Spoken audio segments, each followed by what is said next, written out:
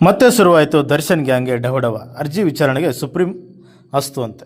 ರೇಣುಕಾಸ್ವಾಮಿ ಕೊಲೆ ಕೇಸ್ನಲ್ಲಿ ನಟ ದರ್ಶನ್ ಅವರು 5 ತಿಂಗಳ ಹೆಚ್ಚು ಕಾಲ ಸೆರೆಮನೆ ವಾಸ ಅನುಭವಿಸಿ ಮಧ್ಯಂತರ ಜಾಮೀನು ಪಡೆದು ಹೊರಗೆ ಬಂದಿದ್ದರು. ಬಳಿಕ ಆ ಪ್ರಕರಣದ ಎಲ್ಲ ಆರೋಪಿಗಳಿಗೂ ರೆಗ್ಯುಲರ್ ಬೇಲ್ ಸಿಕ್ಕಿತ್ತು. ಹೈಕೋರ್ಟ್ ತೀರ್ಪು ಪ್ರಶ್ನಿಸಿ ಪೊಲೀಸ್ ಇಲಾಖೆಯು ಗೃಹ ಇಲಾಖೆಯ ಅನುಮತಿ ಪಡೆದು ಆರೋಪಿಗಳ ಜಾಮೀನು ರದ್ದು ಕೋರಿ ಸುಪ್ರೀಂ ಕೋರ್ಟ್ಗೆ ಅರ್ಜಿ ಸಲ್ಲಿಸಿದರು. ಹೈಕೋರ್ಟ್ ತೀರ್ಪು ಪ್ರಶ್ನಿಸಿ ಬಳಿಕ ಈ ಪ್ರಕರಣದ ಎಲ್ಲ ಆರೋಪಿಗಳಿಗೂ ರೆಗ್ಯುಲರ್ ಬೇಲ್ ಸಿಕ್ಕಿತು.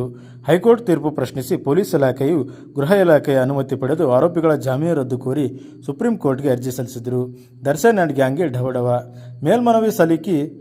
ಮೇಲ್ಮನವಿ ಸಲ್ಲಿಸಿ ಬಳಿಕ ಅರ್ಜಿಯ ವಿಚಾರಣೆ ನಡೆದಿರಲಿಲ್ಲ. ಇದೀಗ ಜಾಮೀನು ರದ್ದು ಕೋರಿ ಸಲ್ಲಿಸಲಾಗಿದ್ದಂಥ ಅರ್ಜಿಯ ವಿಚಾರಣೆ ನಡೆಸುವಂತೆ ವಕೀಲ್ ಅನಿಲ್ ಕುಮಾರ್ ನಿಶಾನಿ ಮನವಿ ಮಾಡಿದ್ದಾರಂತೆ. ಇವರ ಮನವಿಗೆ ಸ್ಪಂದಿಸಿರುವಂಥ ಸುಪ್ರೀಂ ಕೋರ್ಟ್ ಮುಂದಿನ ತಿಂಗಳು ಅಂದರೆ ಏಪ್ರಿಲ್ 2ರಂದು ಅರ್ಜಿ ವಿಚಾರಣೆ ನಡೆಸುವುದಾಗಿ ತಿಳಿಸಿದೆ. ಇದೀಗ ಮತ್ತೆ ದರ್ಶನ್ ಆ್ಯಂಡ್ ಗ್ಯಾಂಗ್ಗೆ ಢವಢವ ಶುರುವಾಗಲಿದೆಯಂತೆ. ಇನ್ನು ದರ್ಶನ್ ಅವರ ಪರ ವಾದ ಮಾಡೋರು ಯಾರು? ದರ್ಶನ್, ಪವಿತ್ರ ಗೌಡ ಸೇರಿದಂತೆ 7 ಮಂದಿ ಆರೋಪಿಗಳ ಜಾಮೀನು ರದ್ದು ಮಾಡುವಂತೆ ಪೊಲೀಸ್ ಇಲಾಖೆ ಮನವಿ ಅರ್ಜಿ ಸಲ್ಲಿಸಿದೆ. ದರ್ಶನ್ ಪರವಾಗಿ ಹಿರಿಯ ವಕೀಲ ಕಪಿಲ್ ಸಿಬಲ್ ವಾದ ಮಂಡಿಸಲಿದ್ದಾರೆ ಎನ್ನುವ ಸುದ್ದಿ ಹರಿದಾಡ್ತಾ ಇದ್ದು, ಆದರೆ ನಟನ ಪರ ಸುಪ್ರೀಂ ಕೋರ್ಟ್ನಲ್ಲೂ ವಕೀಲ ನಾಗೇಶ್ ಅವರೇ ವಾದ ಮಂಡಿಸುವ ಸಾಧ್ಯತೆ ಇದೆ ಎನ್ನಲಾಗ್ತಾ ಇದೆ. ಸರ್ಕಾರದ ಪರವಾಗಿ ಅನಿಲ್ ಕುಮಾರ್ ನಿಶಾನಿ ಅವರು ವಾದಿಸುವಂಥ ಸಾಧ್ಯತೆ ಕೂಡ ಇದೆಯಂತೆ.